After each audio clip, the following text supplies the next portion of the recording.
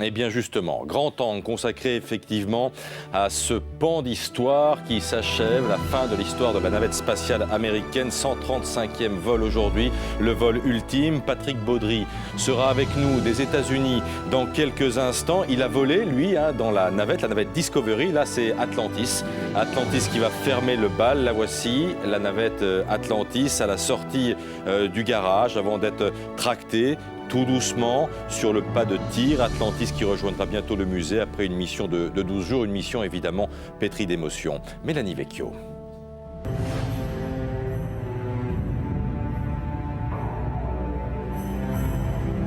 Son nom, STS-135.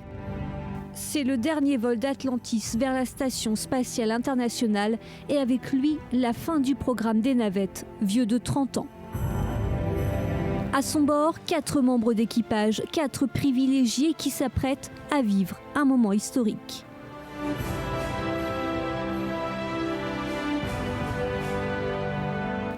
Un moment qu'ils vont savourer pendant 12 jours, le temps de la mission. Ils savent qu'après eux, il faudra attendre plusieurs années avant que d'autres astronautes puissent s'envoler de la base de Cap Canaveral. Après Endeavour et Discovery, c'est donc au tour d'Atlantis de tirer sa révérence et de tourner une page de la conquête spatiale américaine.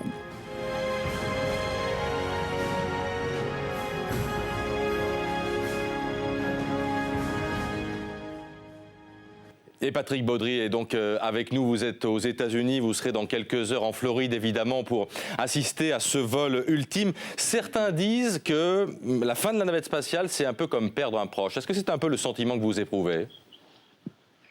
Oui, aujourd'hui c'est beaucoup d'émotions. À Cap Canaveral, ce sera le dernier vol d'hommes vers l'espace pour quelque temps, puisqu'on ne connaît pas encore ce que sera le prochain programme spatial habité américain. Il y a une vraie nostalgie, vous avez le sentiment qu'il va au-delà de la navette spatiale. On dirait que c'est un peu la NASA qui meurt aujourd'hui. Oui, vous avez raison, c'est un petit peu quelque chose de la NASA qui meurt aujourd'hui.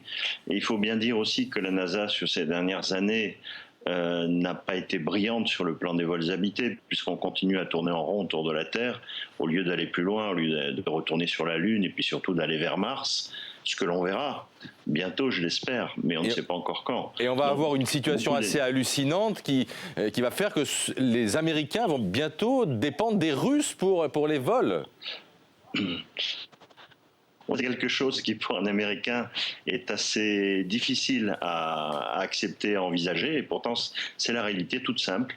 Pour aller dans l'espace, les Américains devront utiliser des vaisseaux spatiaux russes. Alors elle paraît évidemment bien loin, cette image du premier vol, celui de Columbia. On va le regarder, ce premier vol, le 12 avril 1981. Il n'y avait alors que 2 astronautes à bord. Tout s'est bien passé pendant les premières périodes. Et puis au bout de 25 vols, c'est le coup d'arrêt. Nous sommes le 28 janvier 1986 et là c'est l'accident. Le premier accident, celui de la navette Challenger qui explose quasiment en direct à la télévision. 73 secondes après son lancement, suivi de l'émotion de l'Amérique et de l'hommage du président de l'époque, Ronald Reagan.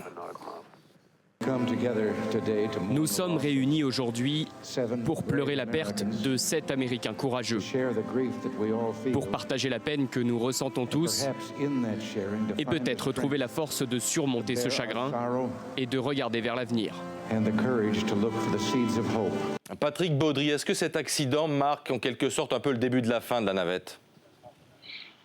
Oui, je le pense sincèrement. À l'époque, je devais utiliser cette navette et finalement, je suis parti à bord de Discovery. Et il est vrai qu'avec le recul, on se rend compte qu'à cette époque, les Américains auraient mieux fait de changer de choix de véhicule spatial.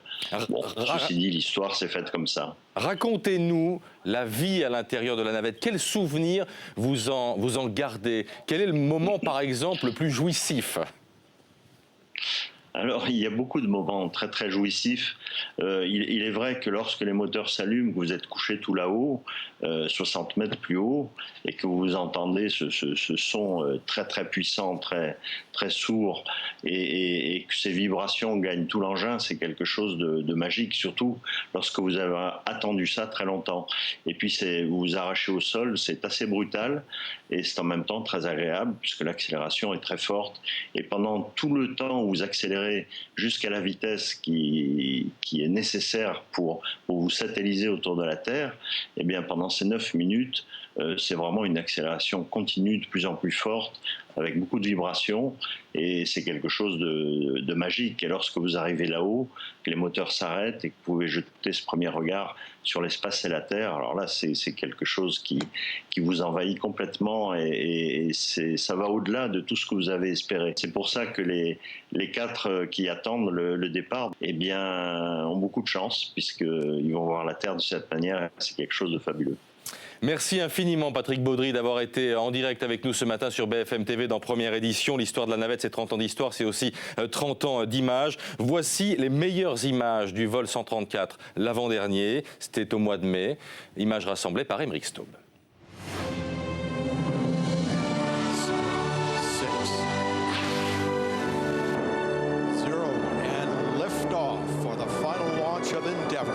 Expanding our knowledge, expanding our lives in space.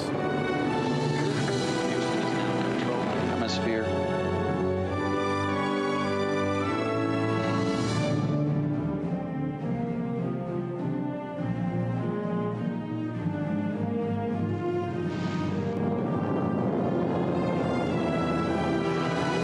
Mission, and it has cleared the tower. Sure, go and throttle up.